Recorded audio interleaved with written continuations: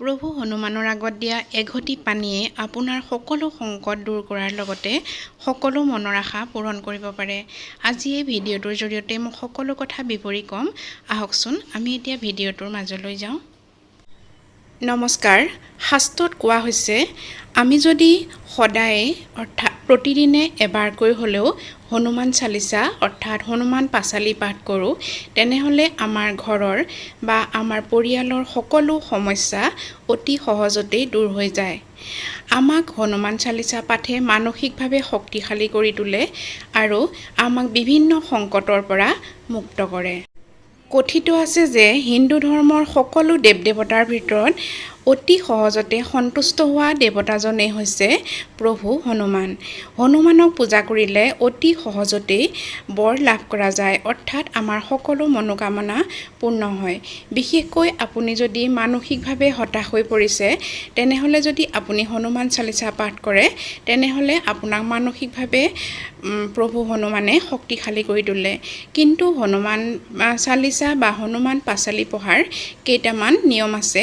সেই নিয়মকেইটা যদি আমি মানি পেলাই হনুমান চালিচা বা হনুমান পাঁচালি পাঠ কৰোঁ, তেনেহ'লে অতি সহজেই ইয়াৰ ফল পোৱা যায়। প্ৰভু হনুমানক অতি সহজে সন্তুষ্ট কৰা প্ৰথম উপায়টোৱে হৈছে হনুমান সংকল্প। এতিয়া মই ক'ম হনুমান সংকল্পনো কি।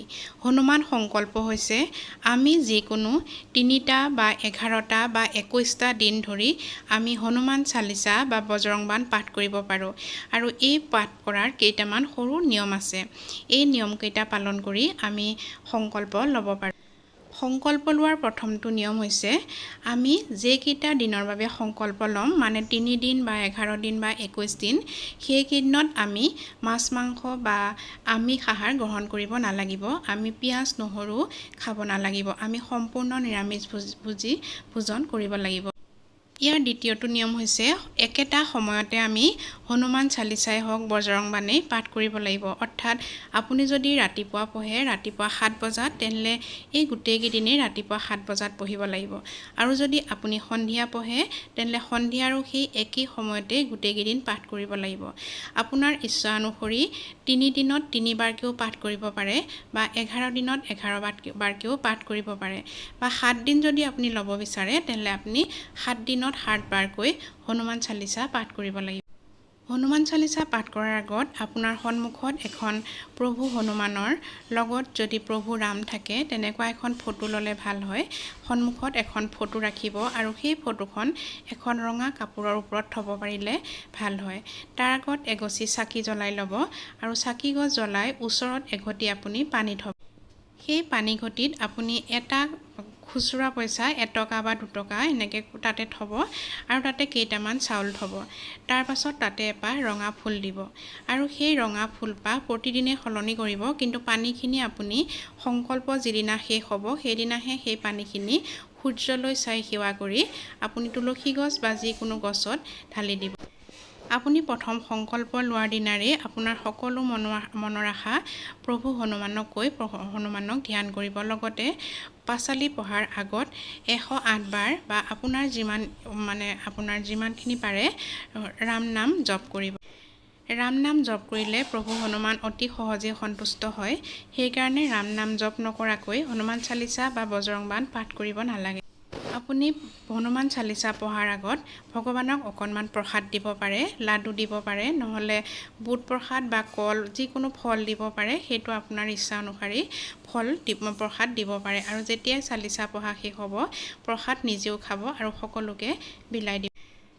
লগতে ওচৰত এটা সৰু গিলাচত এগিলাচ পানী থ'ব আৰু যেতিয়া আপোনাৰ হনুমান চালিচা পঢ়া শেষ হ'ব, সেই পানীগিলাচ আপুনি যাৰ হৈ সংকল্প ল'ব বা আপোনাৰ নিজৰ সন্তান বা আপোনাৰ নিজৰ হৈ বা নিজৰ স্বামীৰ হৈ সেই পানীখিনি তেওঁক খাবলৈ দিব।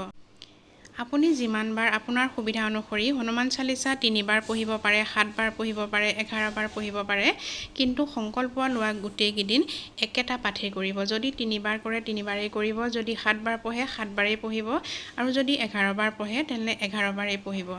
সংকল্প শেষ হোৱাৰ দিনা আপুনি প্ৰভু হনুমানক নিজৰ সকলো মনৰ কথা কৈ সেইদিনাখন দুখীয়া মানুহক কিবা এটা দান কৰিব।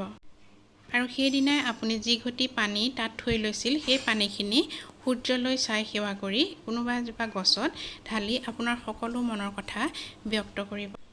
সকলোতকৈ দৰকাৰী কথা, সংকল্প লোৱা দিনটো মঙলবাৰ বা শনিবাৰ হ'লে ভাল হয়। শনিবাৰ বা মঙলবাৰে সংকল্প ল'লে সহজেই সিদ্ধি হয়। আপুনি একান্ত মনে যদি প্ৰভু ৰাম আৰু প্ৰভু হনুমানক ধ্যান কৰি সংকল্প লয় তেনেহ'লে অতি সোনকালেই মনোবাঞ্ছা পূৰ্ণ হয়। নিজেই এবাৰ কৰি চালে সঁচাকৈয়ে নিজে প্ৰমাণ পোৱা যায়। গতিকে আপুনি এবাৰ কৰি চাওক, প্ৰভু হনুমানৰ ওপৰত বিশ্বাস ৰাখি চাওক। আপোনাৰ সকলো সংকট দূৰ কৰাৰ লগতে আপোনাৰ সকলো মনোবাঞ্ছা পূৰ্ণ কৰিব। প্ৰভু হনুমানে সকলোৰে মংগল কৰক। আজিলৈ ভিডিঅ'টো ইমানতে সামৰিছোঁ। যদি আপোনালোকৰ কিবা সুধিব লগা থাকে তেনেহ'লে মোক কমেণ্ট বক্সত কমেণ্ট কৰি জনাব পাৰিব। ধন্যবাদ।